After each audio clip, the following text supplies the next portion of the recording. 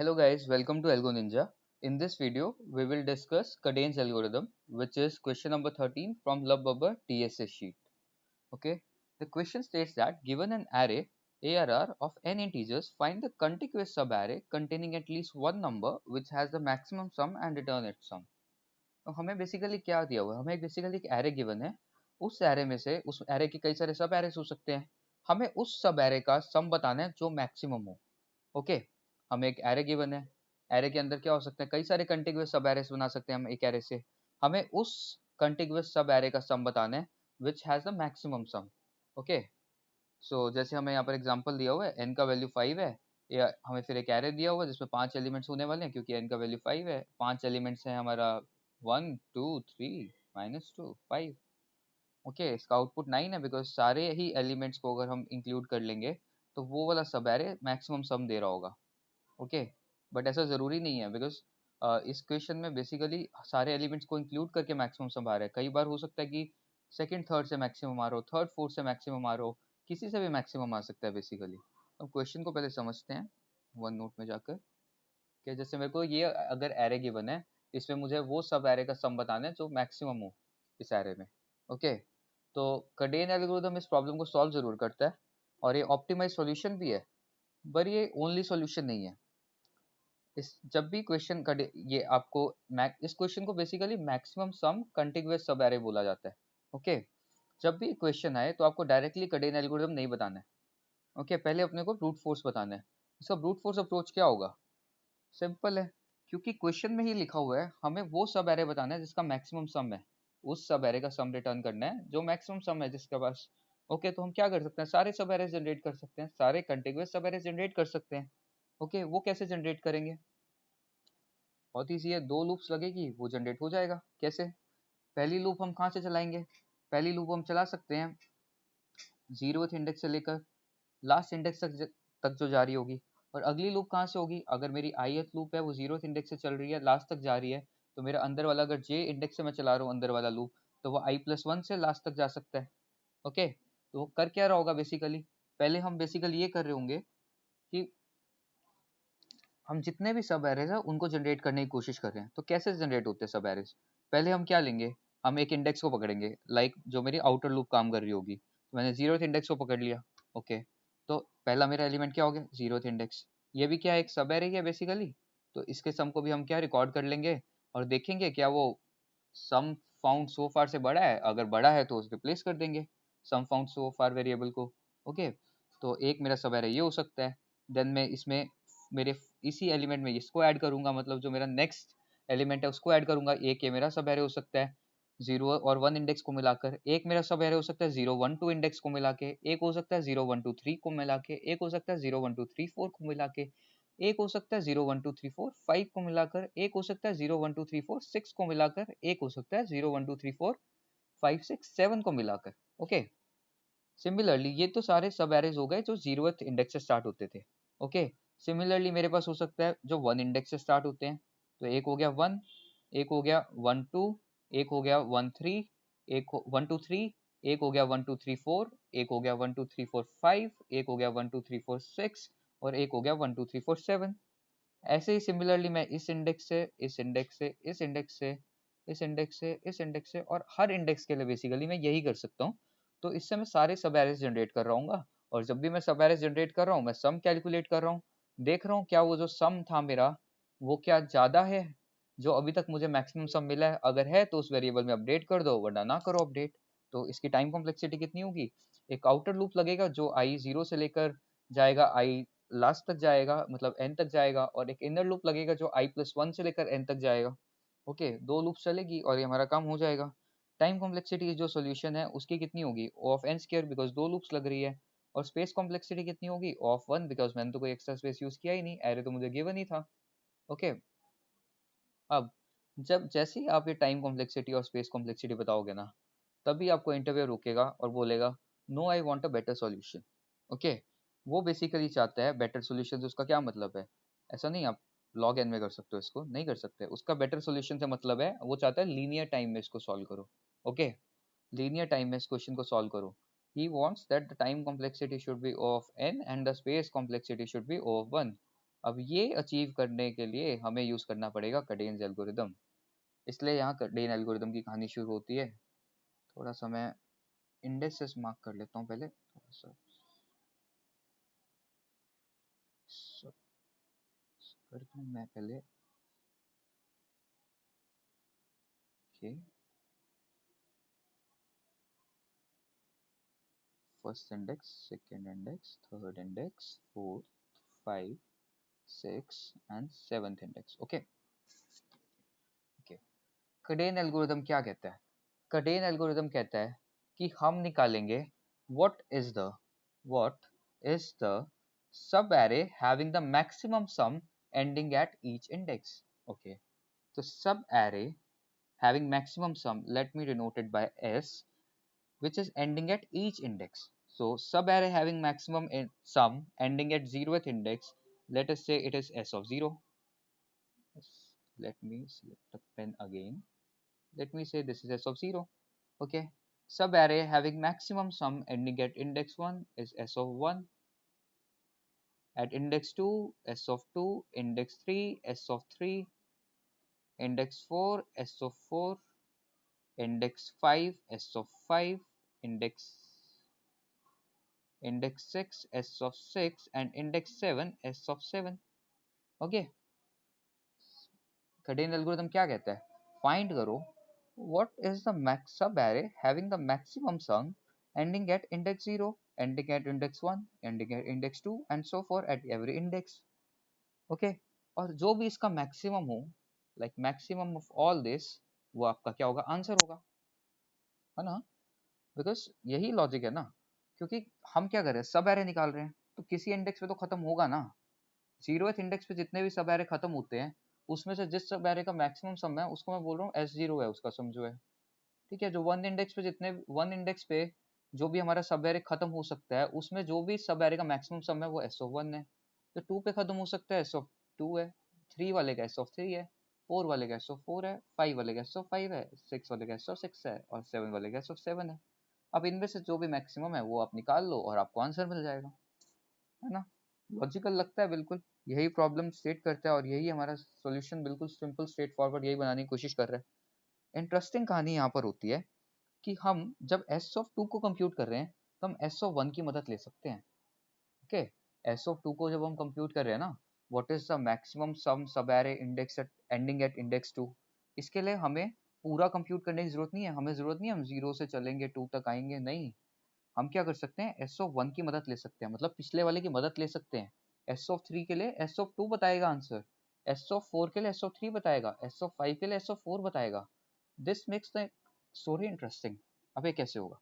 Okay, तो मैं जब एस ऑफ 0 को निकालने की बात करता हूँ, मतलब what is the maximum sum सब एरे एंडिंग एट इंडेक्स 0, तो एक ही हो सकता है, लाइक वो हो सकता है -2, है ना? तो पहले मैं एक ना दो वेरिएबल्स बना लेता हूँ। दो वेरिएबल्स क्या है? दो वेरिएबल्स हैं, एक तो मेरा मैं कहता हूँ ग्लोबल मैक्सिमम है। ग्लोबल मैक्सिमम वो वेरिएबल है जो मेरा फाइनल आउटपुट रखेगा, जो मैक्सिमम करके आएगा ना इन सबका, वो रखेगा। और एक मैं बताता हूँ local maximum ending at each index, local maximum ending at each index, local maximum, let me say local maximum ending at each index, तो मैं इसको LMI बोल लेता हूँ। ओके, LMI बोल देता हूँ। ओके, अब शुरू में हमें इक्वेशन में एक चीज गिवन थी कि एरे कम से कम एक एलिमेंट तो हमें इंक्लूड करना ही है। ओके, हम एरे ऑफ 0 से स्टार्ट करते हैं। हमारा ग्लोबल मैक्सिमम क्या है? मतलब हमें पता है एस ऑफ 0 का वैल्यू हमेशा क्या होगा? एस ऑफ 0 का वैल्यू हमेशा एक ही एलिमेंट हो सकता है जो हमारा 0th इंडेक्स पे प्रेजेंट है। ओके, सम मैक्सिमम सम सब एरे एंडिंग एट इंडेक्स 0 क्या होगा? -2।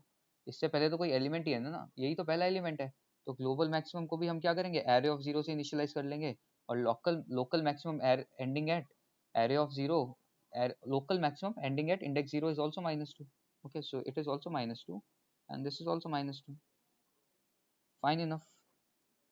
Okay, now when we want to calculate s of 1, what is the maximum sum subarray ending at index 1? Okay, ending at index 1, this index. Okay na? So how can we find it?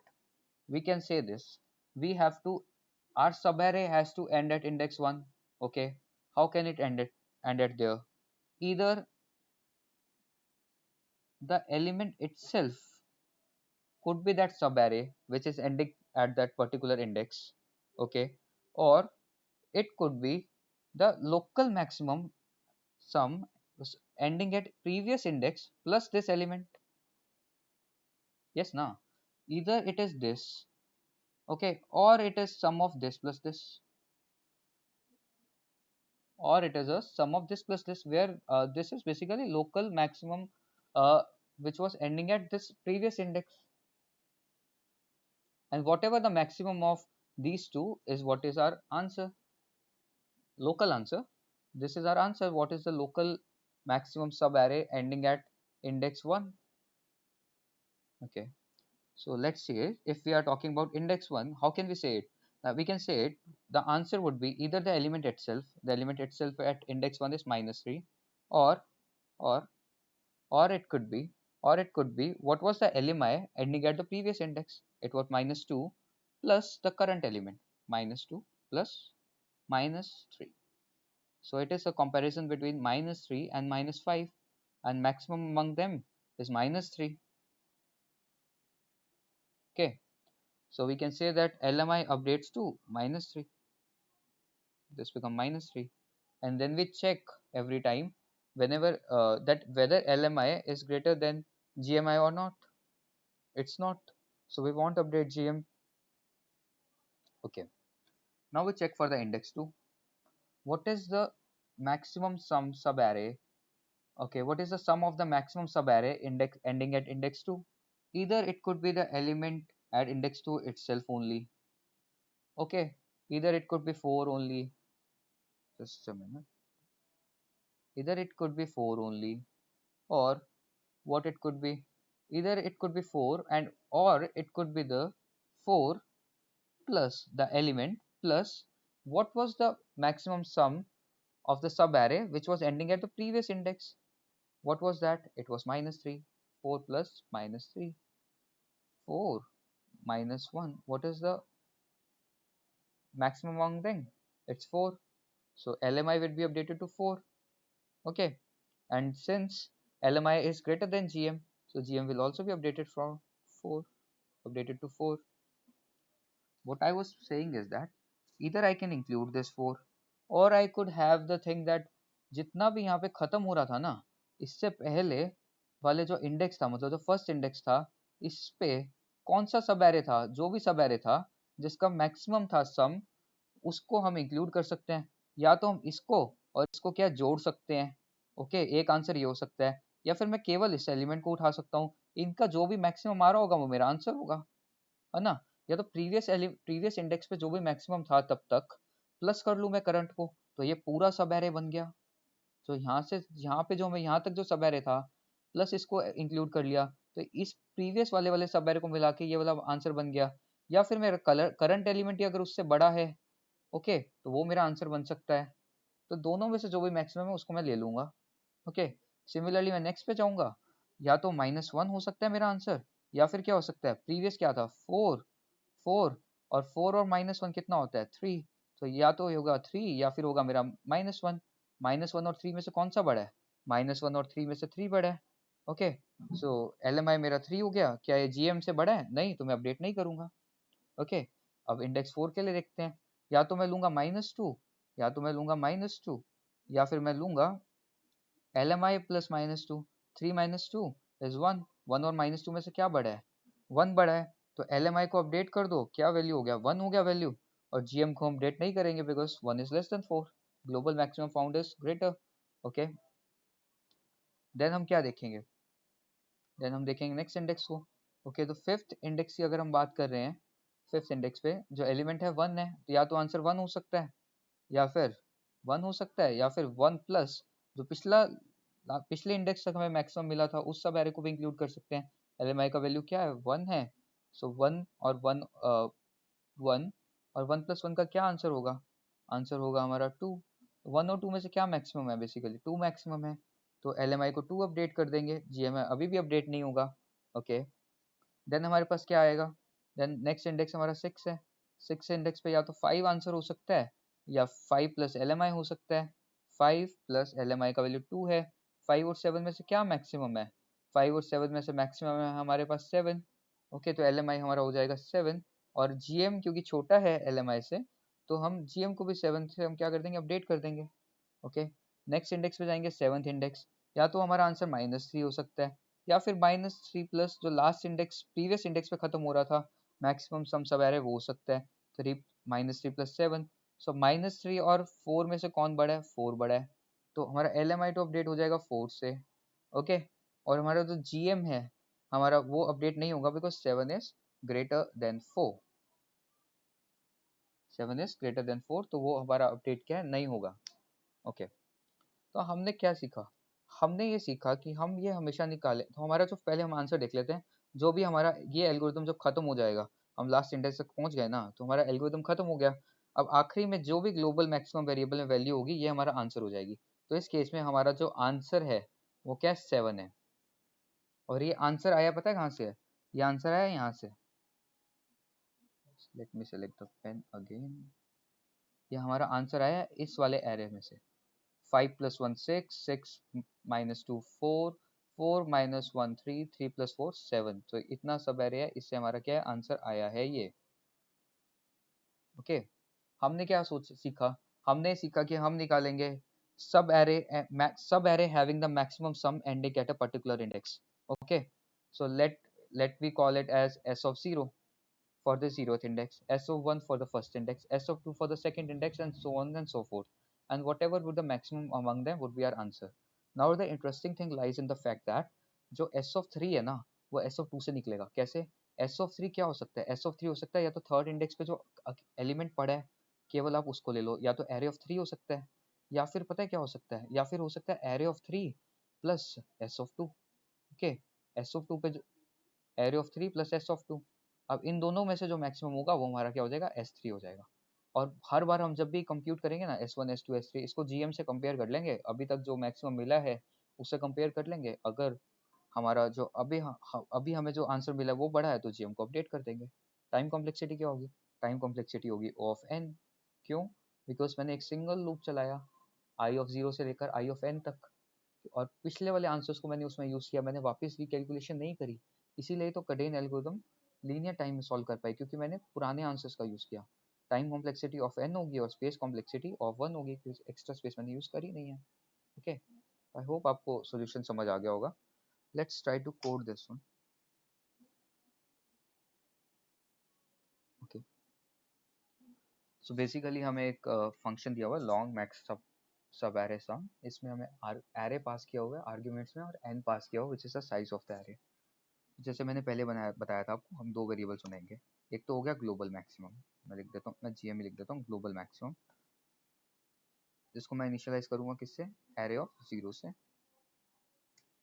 और दूसरा variable हो गया मेरा long LMI, where LMI stands for largest sum maximum subarray sum ending at index I. Okay, this is also array of 0 initially. Why array of 0? Because for index 0, the what is the maximum sum which is the what is the maximum subarray which has the sum ending at which has the maximum sum ending at index 0. There's only one subarray which ends at index 0. This is a 0th element itself, na. So that element would be the LMI for index 0. Okay, and this would be the GM. This would be the global maximum found so far. Now we will check for all the other elements except at index 1. Okay, so for int I equal to 1, I is less than n, I plus plus. Okay, now what we will say, we will say that the local maximum LMI present at index I would be maximum of two things. Math.max of two things. What are those two things? Either the element itself or the element itself plus the LMI that we found earlier. That would be a new LMI. And now we have found a new LMI. And if we see that if this is greater than the global maximum, then we can update the global maximum. So GM can also be written as like math.max of what is the LMI that we have found now and what was the GM earlier. This would be a new GM. And when this loop will be over, we can just return global maximum. Let me compile this one and see whether it works or not.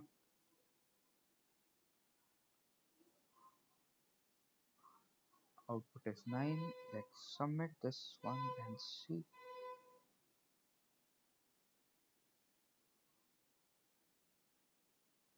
Yeah, this has solved successfully. Yes.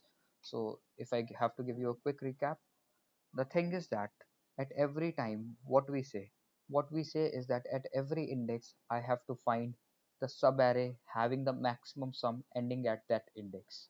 And when I find this for every index now, I can just find the maximum of all of them and I can return that. But to find this for a particular index, we can use take the help from the previous index. The subarray sum with the subarray having the maximum sum ending at a particular index can be in two cases. Either it is the index itself element that we are including, or it is the current element plus the local maximum that we have found for the previous index. The maximum of these two would be a local maximum of for the current index.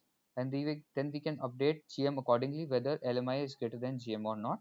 And similarly, when the loop will end, at the last we would be having the global maximum time complexity of O of n because single loop is used. You can see this here, and space complexity of O of 1. The solution is working. So we will meet you in the next video. Till then, take care and goodbye.